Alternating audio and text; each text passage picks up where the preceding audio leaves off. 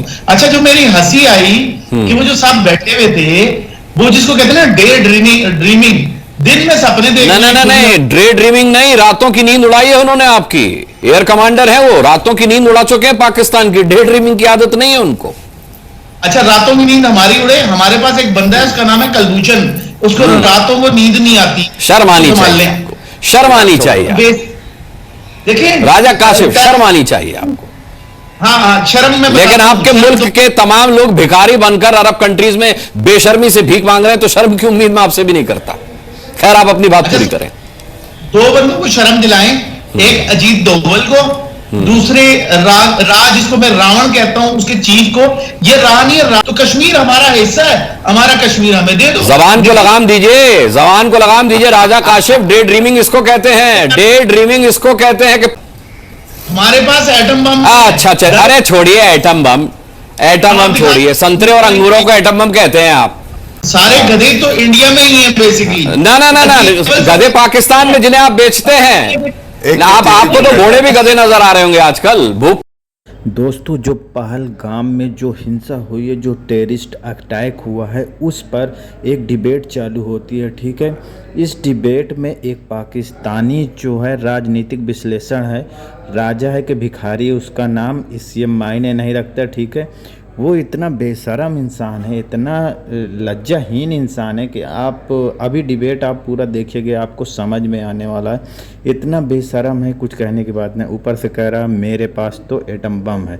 ठीक है, कह रहा मेरे पास तो एटम बम है, लगता है कि इसके पास भर एटम बम रहता है। तो इसकी पूरी डिबेट देखिएगा, ये बेशर्मी की सारी हदें पार कर दिया है। कह रहा है दिन में सपने देख रहे हो, ये हो। अभी आप पूरा देखिए, बहुत ज़्यादा ये। अब आप इसको देख के आपके मुंह से सिर्फ गालियां निकलेंगी और कुछ नहीं। वीडियो पूरा देखिएगा, और वीडियो अगर पसंद आए तो वीडियो को एक लाइक ज़रूर करिएगा। ठीक है, चलिए वीडियो को चालू करते हैं।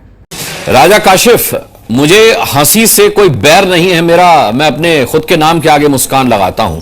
लेकिन जिस तरीके से हमारे रक्षा विशेषज्ञ बहल साहब जब बोल रहे थे तो आप हंस रहे थे, उसे मैं कहूंगा कि बड़ी बेशर्मी से आप हंस रहे थे। इसकी वजह? जी, मैं बात करूं।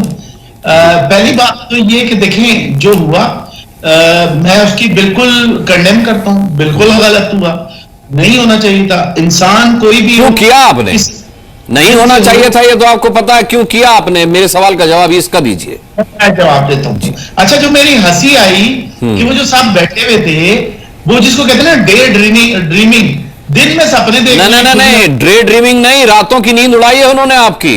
एयर कमांडर है वो, रातों की नींद उड़ा चुके हैं पाकिस्तान की। डे ड्रीमिंग की आदत नहीं है उनको। अच्छा, रातों की नींद हमारी उड़े। हमारे पास एक बंदा है, उसका नाम है कलभूषण, उसको रातों को नींद नहीं आती। शर्म आनी चाहिए आपको, शर्म आनी चाहिए। देखिए राजा काशिफ, शर्म आनी चाहिए आपको।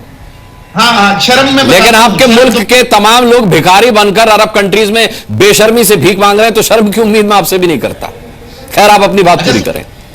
दो बंदों को शर्म दिलाएं, एक अजीत दोवल को, दूसरे राज जिसको मैं रावण कहता हूं, उसके चीफ को। ये राह नहीं है, रावण है, खुद ही करा देते हैं, फिर उस पर रोने धोने शुरू कर देते हैं। भाई, अपने लोगों को तो छोड़ दो, ये रावण है, रावण 10 सर वाला, कश्मीर में खा गया। सन 2000 में भी आपने किया था, 38 सिख मार दिए। और अमेरिकन की बुक्स है भाई, आप लोगों पे तो रिसर्च हो रही है, इंडियंस पे, इंडियन इंटेलिजेंस पे, कि ये कैसे अपने ही बंदे मारते हैं, फिर उस पर रोते। बिल्ली की तरह रोते हैं। भाई, रावण को संभाल के रखें। आज देखें कि हिंदुओं के नाम पे हो रहा है। जब पाकिस्तान में भी एक कहावत पता नहीं पाकिस्तान में किस तौर पर बोली जाती होगी, हमारे यहां बोली जाती है राजा काशिफ, जग कैसा के मुझसा। यानी दुनिया हर इंसान को वैसी ही नजर आती है जैसा वो खुद होता है। जैसे आप बलूचों को मारते हैं, ऐसे आपको लगता है कि यहां पर हम अपने ही लोगों को मारते हैं। आहा, ये तो आपने बेशर्मी का नया रिकॉर्ड कायम कर दिया। नहीं, जब ट्रेन में मारा जा रहा था, आप हंस रहे थे आप लोग, वो कहते बहुत अच्छा है, आजाद होना चाहिए। तो कश्मीर हमारा हिस्सा है, हमारा कश्मीर हमें दे दो। जबान को लगाम दीजिए, जबान को लगाम दीजिए राजा काशिफ। डे ड्रीमिंग इसको कहते हैं, डे ड्रीमिंग इसको कहते हैं कि पाकिस्तान का कोई बंदा बेशर्मी से कहे कि कश्मीर हमारा है। चुनाव हुए, वहां पर सरकार बनी है, क्यों होने दिए चुनाव आपने, अगर यहां पर आपका कश्मीर है तो? कश्मीर हमारा था, है और हमेशा रहेगा, और कुछ दिनों के बाद पीओके भी हमारा होगा। ये लिख कर ले लीजिए, आज की इस डिबेट का ये हिस्सा संभाल करके रखिएगा। राजा काशिफ, बिठा लूंगा आपको उसी दिन डिबेट में। यार मुझे बताएं, सपने कैसे देखते हैं आप जैसे बिल्कुल आप देख रहे हैं, जैसे आप देख रहे हैं। हम सपने नहीं देखते, हम सपने नहीं देखते, हम सपनों को हकीकत में बदलते हैं। राजा काशिफ, कश्मीर का जो इल्म आप पाल रहे हैं, सपना वो है आपका। हमारे पास एटम बम। अच्छा, अरे छोड़िए एटम बम, एटम बम छोड़िए, संतरे और अंगूरों को एटम बम कहते हैं आप। गधे बेच के आपके घर का राशन आता है। अरे राजा काशिफ, गधे बेच के आपके घर का राशन आता है, आप क्या एटम बम रखेंगे? छोड़िए इस बात को। आप लोगों को भी कहते हैं कि सारे गधे तो इंडिया में ही हैं बेसिकली। ना, गधे पाकिस्तान में जिन्हें आप बेचते हैं। आपको तो घोड़े भी गधे नजर आ रहे होंगे आजकल। भूख का आलम यह है, भूख का आलम यह है कि आपको तो घोड़े भी गधे नजर आ रहे होंगे। खैर, ये पाकिस्तान के चश्मों में दिक्कत है ये। खैर, मैं अनर्गल प्रलाप आपको नहीं करने दूंगा, अनर्गल प्रलाप आपको नहीं करने दूंगा। डॉक्टर अजय आलोक, ये बेशर्मी और वो भी पूरी हिम्मत और हौसले के साथ, देख रहे हैं आप?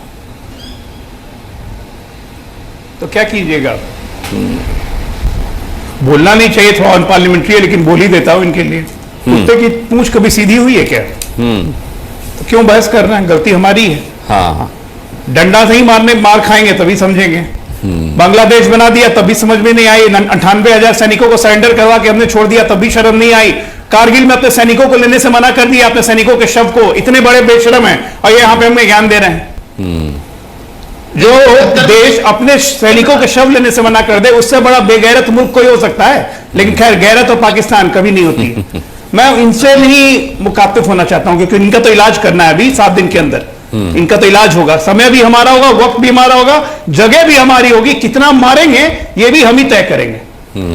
आप देख लो, ये हम तय करेंगे। इसलिए आपका काम खत्म हो गया। अब विवेक श्रीवास्तव जैसे इंसान आउट द मोल, सबसे बड़े मोल यही है, सबसे बड़े मोल ये विवेक श्रीवास्तव है। कहने कि हिंदू मुसलमान नहीं होना चाहिए, धर्म रिलीजन आइडेंटिफाई करके मारा गया, कहते हिंदू मुसलमान नहीं होना चाहिए। मुर्शिदाबाद में वही किया गया, कह रहे कि हिंदू मुसलमान नहीं होना चाहिए। एथनिक क्लिंजिंग हो रही है ये। हम सरकार के हिंदू मुसलमान नहीं होना चाहिए। मोदी इनके दामाद जो है मुसलमान विवेक श्रीवास्तव के दामाद, इनके विवेक श्रीवास्तव के दामाद श्री क्या कह रहे हैं?